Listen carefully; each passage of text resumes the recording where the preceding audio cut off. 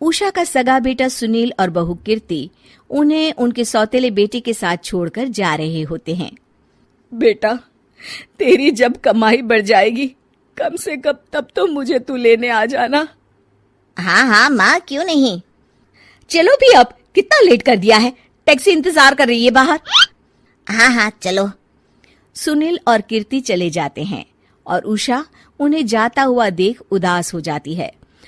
तभी वहां निशा आ जाती है।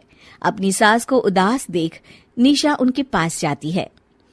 क्या हुआ मम्मी जी, आप तो बहुत सगा बेटा करती थी। आपके सगे बेटे ने तो आपको छोड़ दिया और चले गए अपनी अलग गृहस्थी बसाने। देख बहू, मेरे बेटे को कुछ भी कहने की जरूरत नहीं है। मुझे यकीन है कि जब उसकी तनख्वाह बढ़ जाएगी तो वो मुझे लेने जरूर आ जाएगा। हाँ, ये भी देख लेंगे कि वो लोग आपको वापस लेने आते हैं या नहीं। तब तक तो आप भी यहीं हो और मैं भी। उषा अपने बेटे के ना होने से बहुत ही उदास रहने लगती है। उन्होंने खाना खाना भी छोड़ दिया। सुनिए जी, मम्मी जी ने आज भी कुछ नहीं खाया। जब भी खाने के बारे में पूछती हूँ तो कह देती हैं भूख नहीं है और अपने कमरे में ही बैठी रहती हैं। ये सुनकर ऋषभ अपनी माँ के पास खाना लेकर जाता है। माँ, सुनील बेटा आ गया तू? ओह, तू है। माँ, मैं खाना लाया हूँ, खा लीजिए प्लीज। आप ऐसे भूखी रहेंगी तो बीमार पड़ जाएंगी। मुझे भूख नहीं है, ले जा तू खाना। ठीक है, फिर जब तक आप नहीं खाएंगी मैं भी नहीं जाने वाला यहाँ से। अरे तू क्यों जिद करता है? कहा ना मुझे भूख नहीं है। अरे मम्मी जी, आप खा भी लीजिए ना, ये कितने प्यार से आपको खिला रहे हैं, उसकी तो कदर कर लीजिए कम से कम। अरे तू क्यों बीच में हमेशा अपनी टांग अड़ाती है? ठीक है, लाओ दे दो। कम से कम खाने के बाद तुम दोनों तो इस कमरे से जाओगे। उषा खाना खा लेती है और ऋषभ और निशा ये देखकर खुश हो जाते हैं। चलो, कम से कम माँ ने खाना तो खा लिया। उषा एक दिन सुनील को फोन मिलाती है। हेलो बेटा सुनील, तू घर मिलने आ जाना बहू को लेकर। कितने दिन हो गए, बहुत मन कर रहा है मेरा। हाँ हाँ ठीक है माँ, ऑफिस में बहुत काम है, टाइम मिला तो आ जाऊंगा।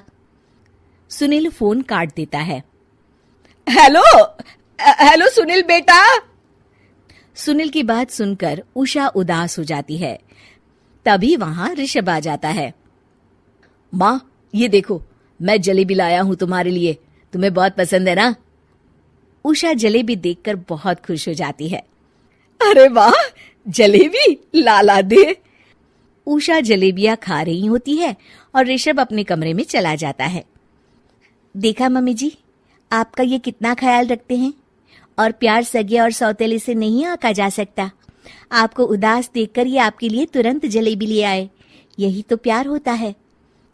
ये कहकर निशा वहां से चली जाती है और उषा सोचने लगती है, शायद तू ठीक कह रही है बहू। उषा देखती है कि ऋषभ उसका बहुत ख्याल रखता है और उसे उसकी गलती का एहसास होने लगता है। एक दिन सुनील और कीर्ति घर पर आते हैं। उषा उन्हें देखकर खुश हो जाती है। और माँ, कैसी हो? अरे बहुत अच्छी हूँ। ऋषभ और बहू मेरा बहुत ख्याल रखते हैं। वैसे मुझे नहीं लगा था कि तू आएगा बहू के साथ। क्यों, ऐसा क्यों लगा आपको माँ? बेटा, फोन पर तूने कहा था कि तुझे बहुत काम है। हाँ माँ, पर मुझे ये भी तो पता था ना कि मेरी माँ इंतजार कर रही होगी मेरा। ना बेटा ना, मैं तो इंतजार नहीं कर रही थी, मैंने तो उम्मीद ही छोड़ दी थी। सुनील को ये देखकर अजीब लग रहा होता है कि उसकी माँ ऋषभ से अब बहुत अच्छे से बात कर रही होती है और उसके आने की उनको कोई खास खुशी भी नहीं होती है। अपनी माँ का ध्यान न पाकर उसे थोड़ी सी जलन महसूस होती है। माँ, ये देखो मैं क्या लाया हूँ, साड़ी तुम्हारे लिए। हाँ बेटा, अच्छी है साड़ी तो। अच्छी है तो फिर आप आज इसे पहनो और फिर कहीं घूमने चले जाते हैं। बेटा, ऋषभ ने भी मुझे साड़ी दी थी, आज तो मैं वही पहनूंगी। तेरी दी हुई साड़ी फिर कभी पहन लूंगी। सुनील को अब बहुत ही ज्यादा जलन हो रही होती है। उसे समझ नहीं आता कि अपनी माँ का ध्यान फिर से कैसे वो अपनी तरफ खींचे। रात हो जाती है और उनके जाने का वक्त आ जाता है। माँ चलो अपना सामान बांधो और हमारे साथ चलो। कीर्ति ये सुनकर चौंक जाती है। ये क्या कह रहे हैं आप? हम सासू माँ को लेने थोड़ी ना आए थे। अरे तुम चुप हो जाओ।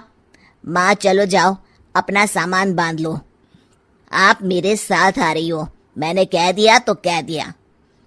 अरे पर बेटा, तेरी तो तनख्वाह कम है, मैं तुझ पर बोझ नहीं बनना चाहती। अरे मुझ पर बोझ नहीं हो माँ, बस आप चलो ना, मैं लेकर ही जाऊंगा आपको। नहीं बेटा, अब मैं नहीं आना चाहती। मैं तो अब ऋषभ और बहू के साथ ही रहूंगी। ये सुनकर ऋषभ चौंक जाता है। ये क्या कह रही हो माँ? हाँ बेटा, मैं कहीं नहीं जाने वाली अब। माँ अब सच में नहीं जा रही? नहीं बेटा, मैं तो तेरे पास ही रहूंगी अब, और जो प्यार मैं तुझे नहीं दे पाई वो सब दूंगी बेटा। ऋषभ और उसकी माँ गले मिलते हैं और निशा खुश हो जाती है।